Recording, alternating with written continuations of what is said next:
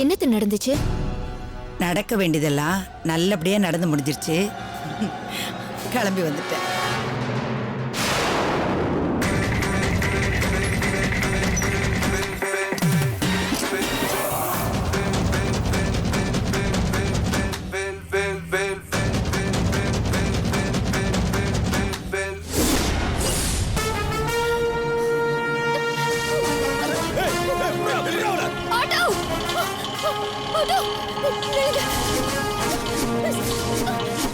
சீக்கிரம் போங்க.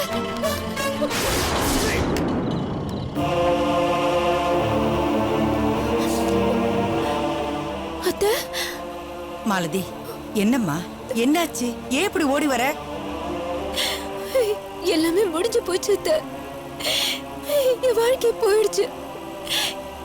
என் வாழ்க்கைய என் தங்கச்சியை பறிச்சு எடுத்துக்கிட்டா. மாலதி, என்னாச்சு? விவரமா சொல்லுமா. அத்தை,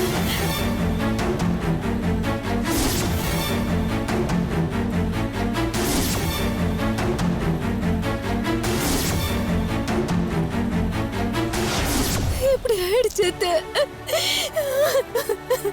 ஐயோ, இந்த கொடுமை அந்த கடவுளுக்கு அடுக்காதுமா. ஐயோ ஐயோ கடவுளே, நீதான் காப்பாத்தணும். என் மருமகளை எப்படியோ என்கிட்ட கொண்டு வந்து சேர்த்துட்டல்ல, உனக்கு ரொம்ப நன்றிப்பா. இங்க பாரு, நீ வா, நான் பாத்துக்கிறேன். குழந்தையும் நானே பாத்துக்கிறேன். இனிமே நீ கவலைப்படாத, ஒன்னும் கவலைப்படாதம்மா. சரிடா செல்லம். வா மாலதி, வா.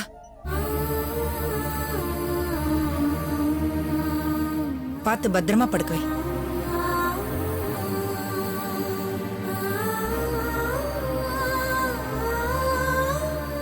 மாலதி, நீயும் சரி, அந்த வீட்டுல இருக்கவங்களும் சரி, எல்லாரும் என்ன தப்பான கண்ணோட்டத்தோட தான் பாக்குறீங்க.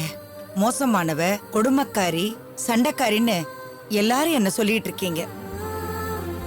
சுந்தர் உன்னோட குழந்தைய தூக்கி கொண்டு போய் கொடுத்துட்டு அதோட சர்டிபிகேட்டை எடுக்கிறதுக்காக என்ன பயன்படுத்திக்கிட்டான். அத மறைச்சு குழந்தைய தூக்கிட்டு போனது நான் தான் உங்க எல்லார்கிட்டயும் சொல்லியிருக்கான். சுந்தர் ரொம்ப மோசமானவன். அவன் திருந்திட்டான்னு நீங்க எல்லாரும் நினைச்சிட்டு இருக்கீங்க. அவன் திருந்தல, திருந்தவும் மாட்டான், திருந்தவும் முடியாது. ஏன்னா அவனுக்கு இருக்கிறது என் மாமனாரோட குணம். அந்த ஆளு பொய், களவு, சூதுன்னு சாகரத்துக்கு முத நாள் வரைக்கும் திருந்தவே இல்லை.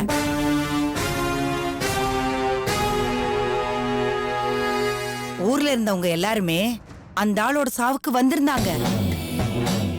வந்த யாரும் துக்கம் விசாரிக்கல, பொணத்தோட மூஞ்சில காரி துப்பிட்டு போனாங்க.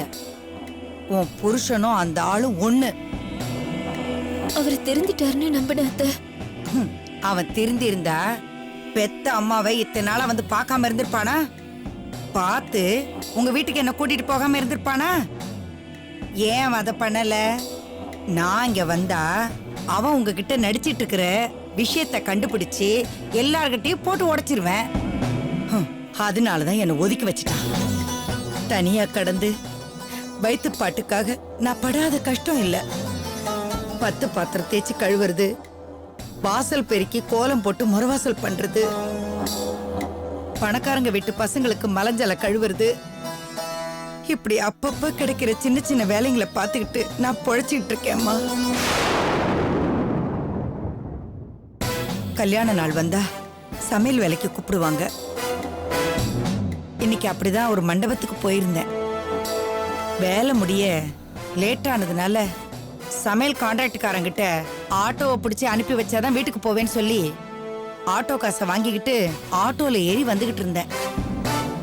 ஆனா இன்னைக்கு சமையல் கான்ட்ராக்ட்காரன் ஆட்டோல ஏத்தி விடல, உன்னை காப்பாத்துறதுக்காக அந்த கடவுள் தான் என்னை ஏத்தி விட்டுருக்காரு. உங்களை பார்க்கலனா இந்த நேரத்துக்கு நான் செத்து இருப்பேன். அந்த முடிவோட தான் நான் ஹாஸ்பிட்டல்ல இருந்து கிளம்பி வந்தேன். அந்த அந்த ரவுடிங்க கிட்ட சிக்கி சின்ன பின்னப்பட்டு சாகிறதுக்கு எனக்கு மனசு வரல. தப்பிச்சு போய் வேற வழியே இல்லாம நிம்மதியா சாகணும்னு நினைச்சுதான் நான் ஓடி வந்தேன். நீ பண்ணிருக்கிற காரியம் எல்லாம் முதல்லயே தெரிஞ்சிருந்தா உன்னை காப்பாத்திருக்கவே மாட்டேன். அத்த, என்னத்த சொல்றீங்க?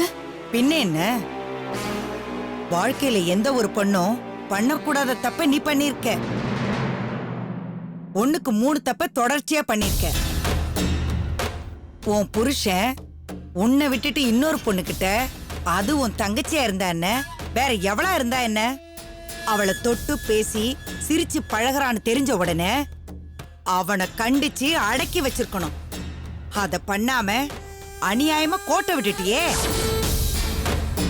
ரெண்டாவது, அவங்க 2 பேருக்கு தொடுப்பு இருக்குன்னு ஐயோ என் நாக்கே கூசுது. ஆதாரபூர்வமா அந்த இழவு உறுதியான உடனே அவங்கிட்ட தைரியமா சண்டை போட்டு தனி கொடுத்தனம் போலாம் வாடான்னு சொல்லி இழுத்துட்டு போயிருக்கணும். அதை விட்டுட்டு கோழத்தனமா கிணத்துல போய் விழுந்தியே.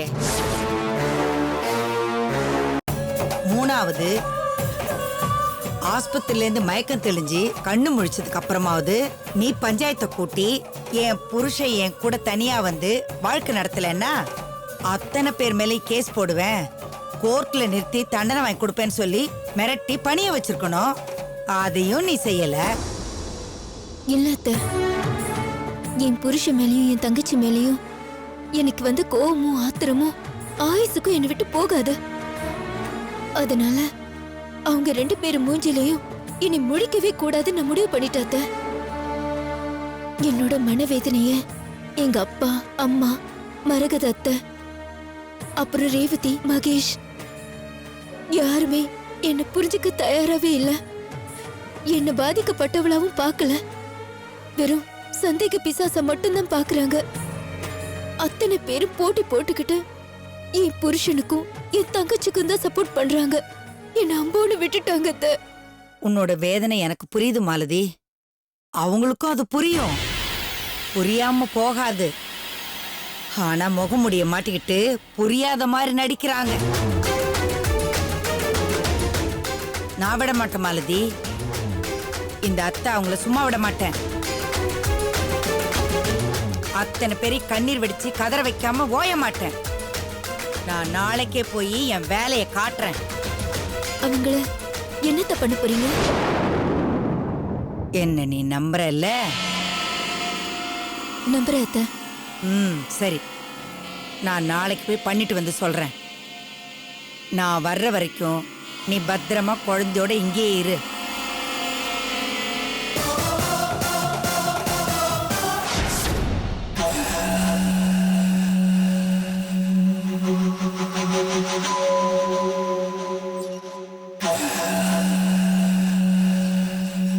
போன காரியத்தை வெற்றிகரமா முடிச்சிட்டு வந்திருக்கேன். சும்மா சொல்லக்கூடாது மாலதி. சும்மா திருட்டு வேலை பண்ணிக்கிட்டு இருந்த என் பையன் இன்னைக்கு ஜகஜால கில்லாடி ஆயிட்டான். அப்பப்பப்பப்பா, என்ன ஒரு நடிப்பு அவங்கிட்ட. உன் தங்கச்சி அவனுக்கும் மேல நடிப்புல அவனையே தூக்கி சாப்பிட்டுட்டா. 2 பேரும் தத்ரூபமா நடிச்சு வீட்டுல இருக்கிற அத்தனை பேரையும் அப்பட்டமா நம்ப வச்சிருக்காங்க. பக்கத்து வீட்டுக்காரங்களுக்கு அவங்க மேல எந்த சந்தேகமும் வரல. எல்லாரும் உன்னதான் குத்தம் சொல்லிட்டு இருக்காங்க. இதத்தான் நான் ஏற்கனவே உங்ககிட்ட சொல்லிட்டேன் அத்தை. நீங்க போய் என்ன பண்ணீங்க அத சொல்லுங்க. நீ வாயால சொன்னத அங்க போய் என் கண்ணால பார்த்ததும் என் ரத்தமெல்லாம் கொதிச்சு போச்சு. நேரா போலீஸ் ஸ்டேஷனுக்கு போனேன்.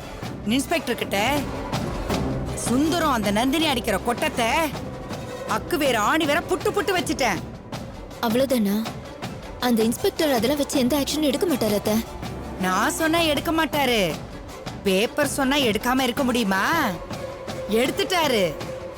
பேப்பரா? எந்த பேப்பர்? இதோ இந்த பேப்பர். இத பார், படிச்சு பாரு.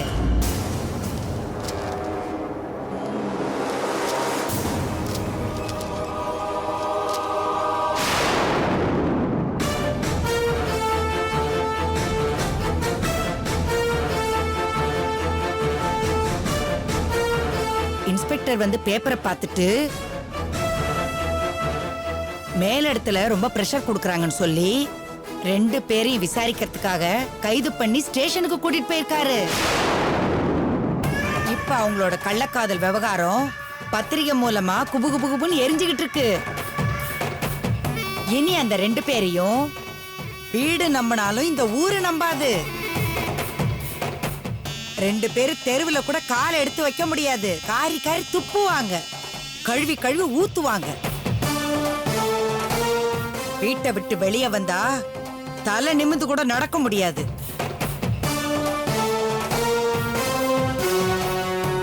அத்தை, எனக்கு கொஞ்சம் வேலை இருக்கு, நான் போய் முடிச்சிட்டு வந்துடுறேன். குழந்தைய பாத்துக்கோங்க. என்ன மாலதி, நான் இவ்ளோ பெரிய தண்டனை வாங்கி கொடுத்துட்டு வந்திருக்கேன், அத பத்தி எதுவும் சொல்லாம குழந்தைய பாத்துக்கங்கன்னு வெளியே போற? எங்க போற? வந்து சொல்றேன் அத்தை.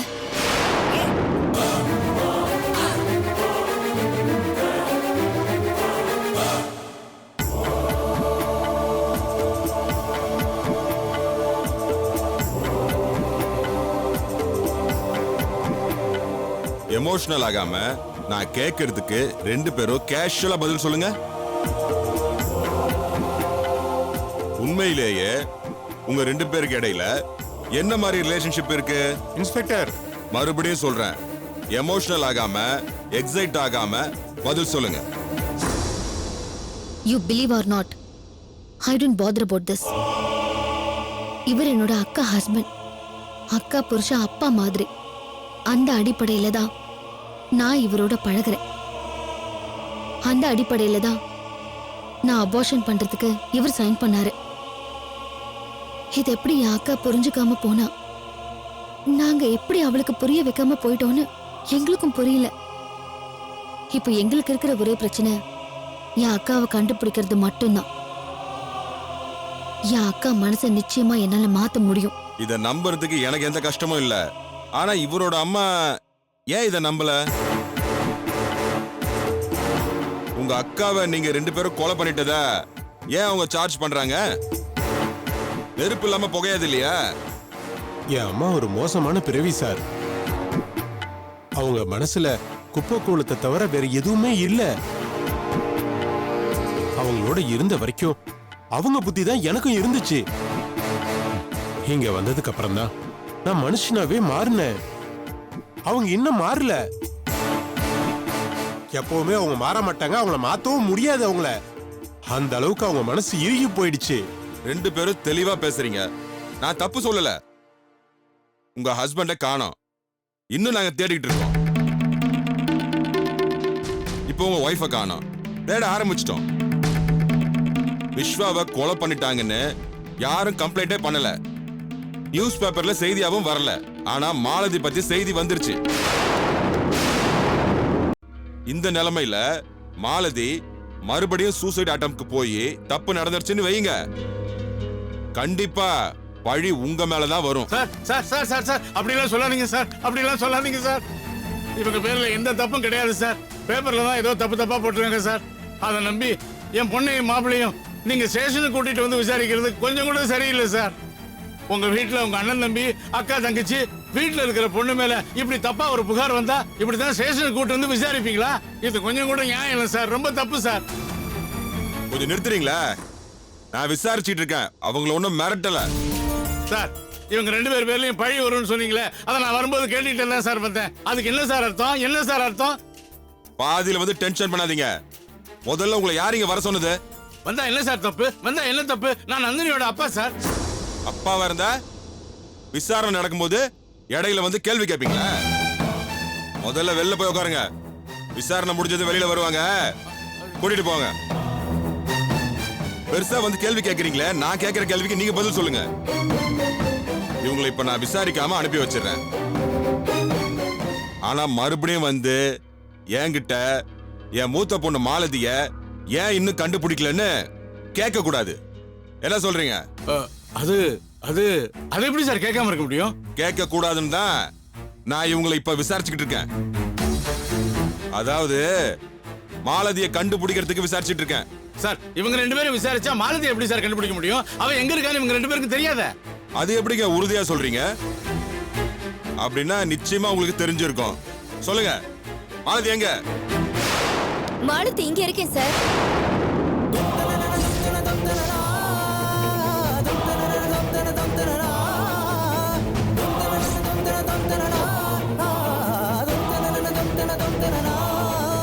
மாலதி, மாலதி எங்கம்மா போன? ஏன் எங்க 2 பேரும் ஏமாத்திட்டு ஆஸ்பத்திரியில இருந்து கிளம்பி போன? எங்க மறுபடியும் அதே தப்ப பண்ணிட்டோம்னு நாங்கெல்லாம் கதிகலங்கி போய் நிக்கிறோமா? என்னம்மா?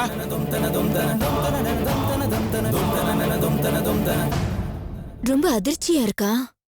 காணாம போனவ திரும்பி வரக்கூடாதுன்னு எல்லா சாமி கிட்ட வேண்டியிருப்பியே. அக்கா ஏங்க அப்படிலாம் பேசுற? உன்னை பார்த்த சந்தோஷத்துல எனக்கு பேச்சு வரலக்கா.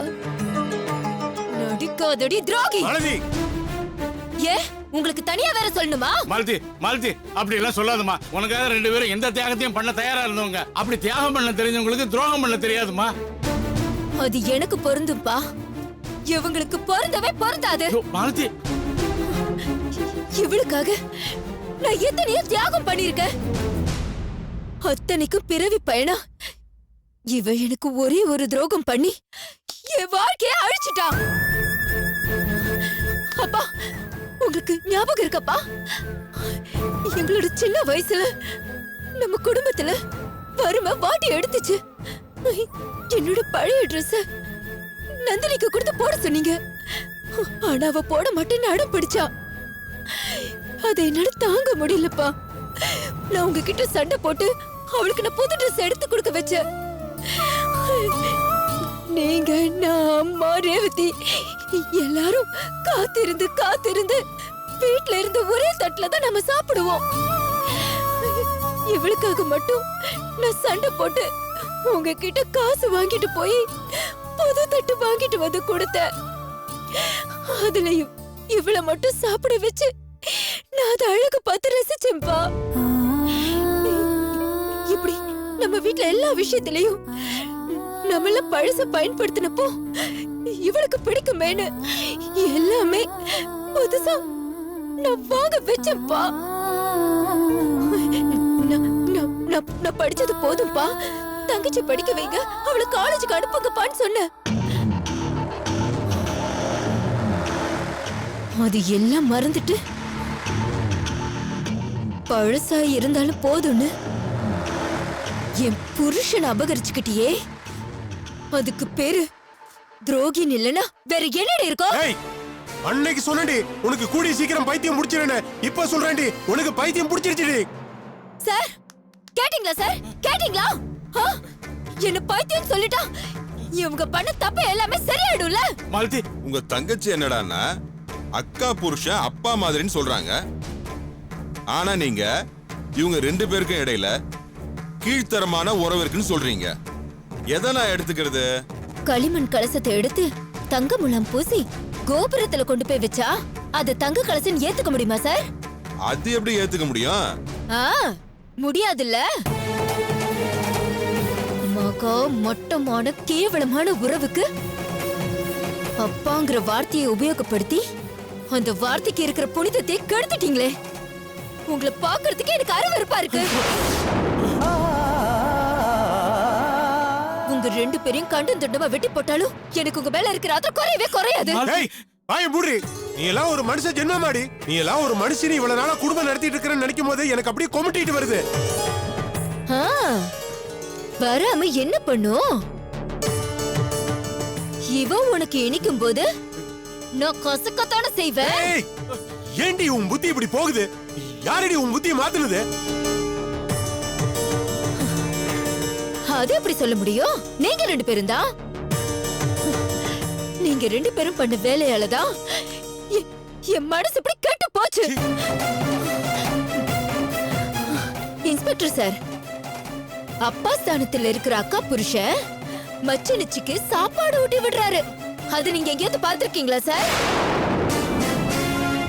அப்பா ஸ்தானத்துல இருக்கிற அக்கா புருஷன் மச்சனிச்சி தூங்கும் போது அவளை தோள் மேல சாச்சிக்கிட்டு இருக்கிறத நீங்க பாத்திருக்கீங்களா சார்?